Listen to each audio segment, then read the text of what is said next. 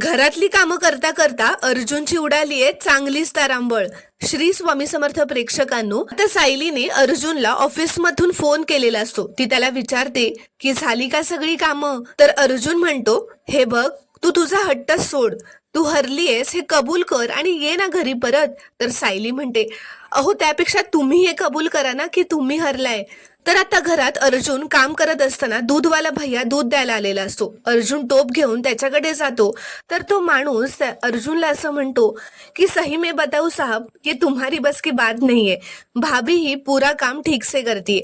तर अर्जुन आता त्याला चिडतच म्हणतो, आप दूध दो ना. तर इथे दुसरीकडे ऑफिसमध्ये सायली केस बद्दल चैतन्याला असं म्हणत असते की दुसऱ्या ट्रकची सोय सुद्धा नागराजनेच केली असेल असं मला तरी वाटतंय. तर चैतन्य त्या बाबू ड्रायव्हरला विचारतो की बाबू, तुला त्याच्याबद्दल अजून काही आठवतंय का.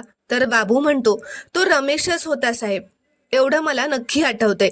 तर सायली विचारते, तो रमेश दिसायला कसा होता हे तू सांगू शकशील का, त्याचं वर्णन सांगू शकशील का. तर बाबू म्हणतो, थोडं थोडं आठवतंय. तर इथे दुसरीकडे आता घरात न्यूजपेपरवाला सुद्धा आलेला असतो.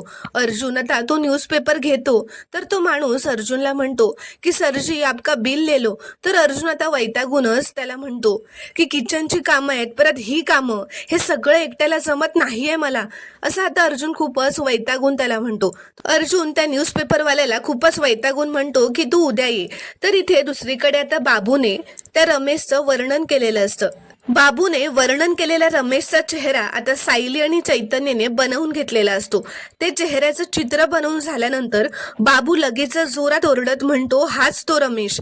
तर आता सायलीच्या युक्तीने या केसमधला आणखीन एक मोठा पुरावा अर्जुनला मिळणार असतो. प्रेक्षकांनो, व्हिडिओ आवडल्यास एक लाईक नक्की करा आणि चॅनलला प्लीज सबस्क्राईब करा.